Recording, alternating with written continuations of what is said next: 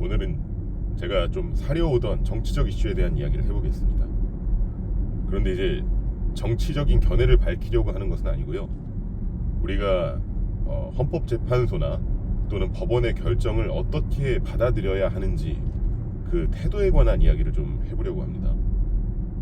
지금 한 몇 달 사이에 굉장히 중요한 헌재와 또 법원의 결정들과 판결들이 많았습니다. 첫 번째로는 이제 윤석열 대통령에 대한 그 구속영장을 인용했죠. 그래서 당시에 윤석열 대통령의 지지자들이 서울 서부지방법원에 쳐들어가가지고 그 법원을 점령하고 물건도 깨부수고 그랬습니다. 이거에 대해서 굉장히 많은 비판들이 일었었죠. 그리고 두 번째는 얼마 전에 이제 윤석열 대통령이 구속영장에 관해 가지고 구속 취소 결정을 내렸어요. 그리고 이거에 대해서 이제 검찰 측에서는 항고권이 있었음에도 불구하고 즉시 항고를 하지 않아서 해당 결정이 확정되었습니다. 여기 이제 두 가지 이슈가 문제가 됐었죠. 첫 번째로는 구속적부심 기간이 이제 구속기간 열흘 내서 원래 이제 공제가 되는데 그걸 이제 날로 보아야 할 것이냐 아니면 시간으로 보아야 할 것이냐 라는 이슈에서 이제 재판부는 시간으로 보아야 한다 이런 결정을 내렸던 것이고요. 그리고 두 번째는 구속적부심 외에 체포적부심 기간, 이거는 이제 구속기간에서 산입이 되어야 하는가 공제가 되어야 하는가, 이거에 대해서는 구속적부심 기간과는 달리 체포적부심 기간은 요거는 공제되지 않는다 이렇게 보았던 것입니다. 근데 요거에 대해서 지금 비판이 많이 일고 있죠. 업계 내에서도, 저희 법조계 내에서도 비판이 많고 뭐 법원에서도 비판이 있습니다. 어쨌거나 저는 뭐 요 판결의 옳고 그름 이런 것들을 제가 말씀드리고 싶은 것은 아니고요. 이 방금 말씀드렸던 그 이슈에 관해 가지고는 사실은 제가 보기에도 그걸 날로 볼 것이냐 시간으로 볼 것이냐 요것은 법문헌상 명확하지가 않아요. 근데 다만 지금까지 되게 오랜 기간 몇십 년 이상 이렇게 지속되어 있던 어떤 형사 사법 관례를 조금 요번 사건에서 이례적으로 달리 해석하다 보니까 정치적 판결이 아니냐 이런 이야기가 좀 나오는 거고요. 그리고 두 번째는 그 이제 구속적부심 기간 외에 체포적부심 기간을 산입하지 않은 것은 법문헌상으로도 다소간 문제가 있어 보이긴 합니다. 문헌 해석상은요. 형사소송법상의 문헌상은 체포적부심의 기간과 그 구속적부심의 기간을 둘 다 구속기간에서 공제하는 걸 동일하게 규정하고 있는 걸로 보여요. 다만 이런 거에 대해서 이제 제가 옳다 그르다 이런 말씀을 드리려고 하는 건 아닙니다. 그리고 이제 최근에 바로 이제 엊그제 헌법재판소에서 이제 김건희 여사에 대한 그 도이치모터스 관련 봐주기 수사 의혹을 받고 있던 이창수 서울중앙지검장을 비롯한 검사 3인에 대해 가지고 탄핵 기각 결정을 내렸습니다. 이거에 대해서도 이제 뭐 보수 측에서는 환호를 하고 있고 진보 측에서는 비판을 하고 있는 실정이죠. 자 보세요. 그런데 자 각계의 판결들이 이제 진보와 보수의 관점에서 보면은 서로 다른 결을 가지고 있죠. 첫 번째 이제 윤석열 대통령에 대한 구속 인용 결정 같은 경우는 명백하게 이제 보수 측에서는 환영할 수 없고 진보 측에서는 이제 환영할 수밖에 없는 뭐 그런 판결이었겠죠. 구속 취소 결정은요 정반대죠. 뭐 진보 측에서는 이거는 용납할 수 없는 잘못된 판결이다 이렇게 얘기를 할 것이고, 그리고 보수 측에서는 요거는 정말 잘된 이제야 뭐 나라가 제대로 섰다 이러십니다. 요건 헌재 결정도 마찬가지죠. 지금 보수 측에서는 환호를 하고 있어요. 민주당의 무리한 줄 탄핵 소추가 지금 이렇게 이제 잘못된 걸로 드러나고 있는 것이다. 뭐 그거에 대한 해석은 뭐 저마다 하실 수는 있는데 중요한 것은 제가 생각했을 땐 이런 겁니다. 사실 대한민국에서요 어떤 사건이 발생한 경우에 그게 이런 비단 정치적 사건뿐만이 아니라 어떤 사건이든 간에 정말로 무슨 일이 일어났었는지, 그리고 그것을 정말로 어떻게 판단해야 될지, 이것은 정해진 것도 없고 아무도 몰라요. 진짜 신만이 알고 있다고 해도 과언이 아니죠.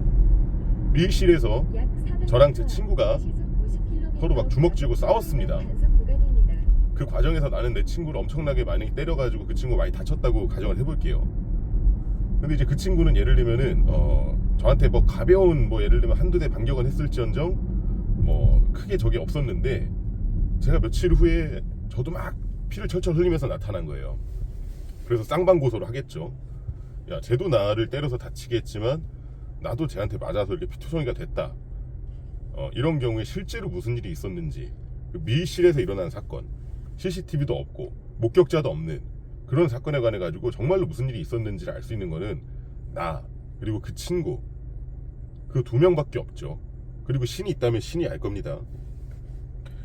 그런데 이제 법관들이 하는 일은 무엇이냐, 이제 우리가 각자 제출한 고소장, 그리고 그거에 기초해가지고 검사들이 모은 수사 기록, 이런 것들을 기초로 무슨 일이 있었는지 일단 확정을 하는 겁니다.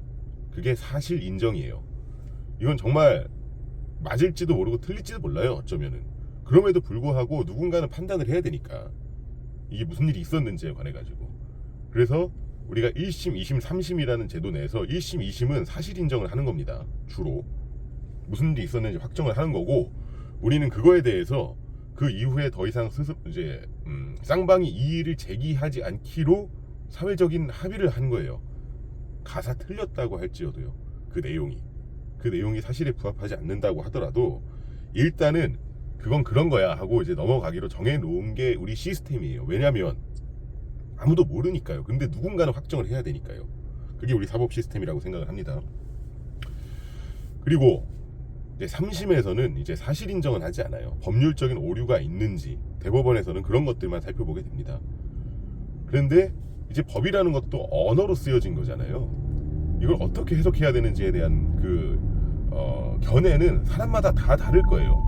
100명의 사람에게 이 법문원을 보여주고 야 이거 어떻게 생각해? 라고 하면 그게 뭔지 이해를 못하는 사람들이 있을 거고, 이해를 한다 하더라도 정말 통설이 100% 굳어진 어떤 그런 것이 아니라면 저마다 견해가 다를 수가 있습니다.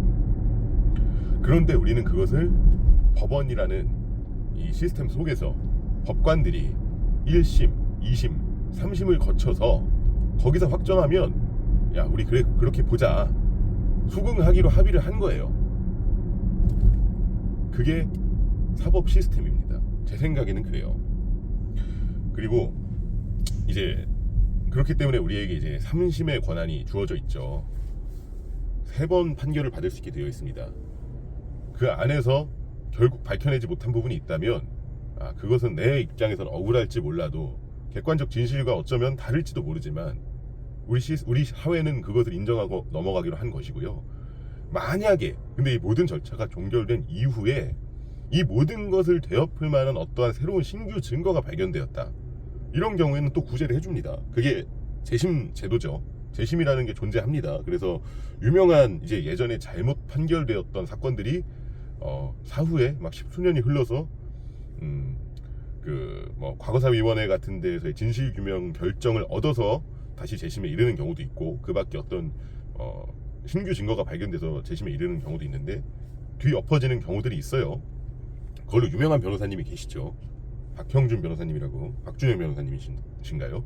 하여간 이제 그 변호사님도 계시고 이제 그런 제도들이 있습니다.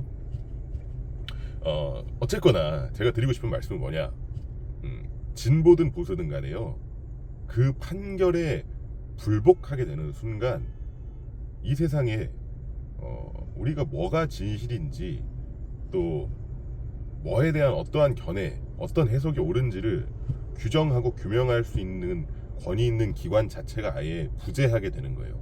그럼 무슨 일이 발생하느냐, 둘 사이에 아까 제가 말씀드린 것처럼 저랑 제 친구랑 사이에서 치고받고 싸운 걸 두고 이게 누가 옳으냐 누가 그르냐를 가지고 온 대중들이 모여들어서 이제 기사 보면서 판결이 잘못됐네, 누가 사실은 피해자네, 누가 사실은 가해자였네, 누가 올리는 이 무슨 내용을 보니까 이건 얘 말이 맞는 것 같네, 이러면서 다 같이 서로 싸우고 있는 거예요. 그럼 뭐 합니까?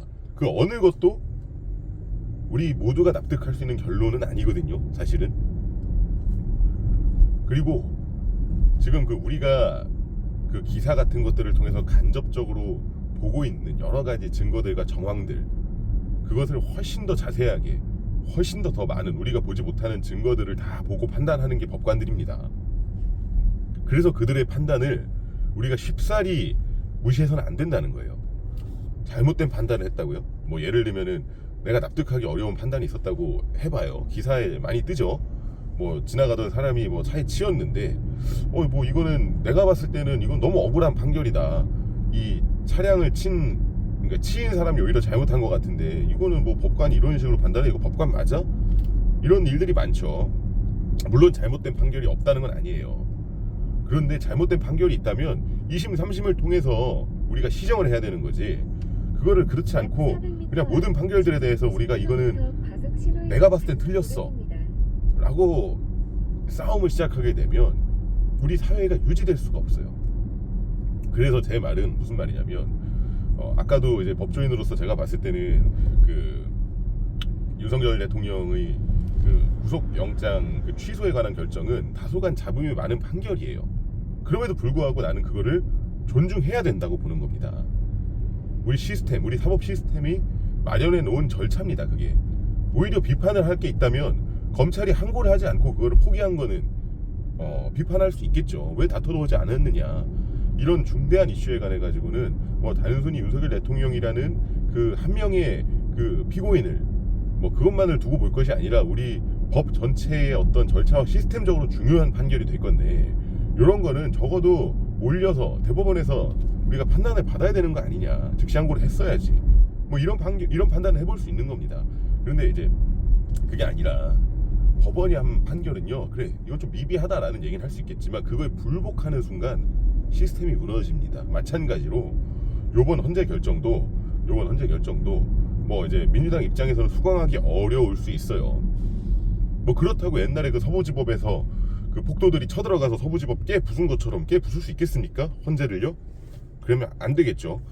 만약에 요 판결을 승복하지 않는다면 마찬가지로 윤석열 대통령에 대한 뭐 탄핵이 결국은 인용되거나 기각이 될 건데 그거에 대해서도 또 누가 수긍을 하겠어요. 헌재는 단심제입니다. 1, 2, 3심이 없어요. 그냥 거기서 결정이 나면 끝나는 건데 야 헌재가 결정한 거에 대해서 또 다시 결국은 모두가 이해를 갖고 민주당이 됐든 보수당이 됐든 간에 서로 간에 이건 틀렸다. 이 결정은 맞다 틀렸다. 죄송하지만 헌법재판에서 헌법 해석을 할 수 있는 유일한 기관은 헌재고요. 물론 그거에 대해서 마음엔 안 들 수 있지만 그거를 불복하는 순간 그 비판은 할 수 있다고 생각을 하는데 불복하는 순간 법정 외에서 서부지법에서처럼 쳐들어가는 순간 장외투쟁을 하는 순간 우리 나라의 법치의 근간이 무너지는 거라고 생각을 하고 있습니다. 우리나라의 법치가 문제가 있다고 생각하신다면 개헌을 하십시오. 열심히 정치운동을 하셔가지고 헌법을 바꾸시고 법원 조직법을 바꾸셔야 돼요. 그렇지 않고 우리가 지금 마련해 놓은 법제 자체를 우리가 부정한다면 우리가 지금처럼 이런 시민의식이 성숙하고 선진화된 이미 개발도상국의 단계는 지났지 않습니까? 이런 질서 있는 법치국가의 품위와 시스템을 유지할 수가 없을 겁니다. 그래서 아마 이번 주말 즈음이면 이제 윤곽이 드러나겠죠. 윤석열 대통령에 대한 그게 무엇이 되었든 간에 물론 그것이 이제 나의 정치적 신념에 따라서는 수긍할 수 없을지언정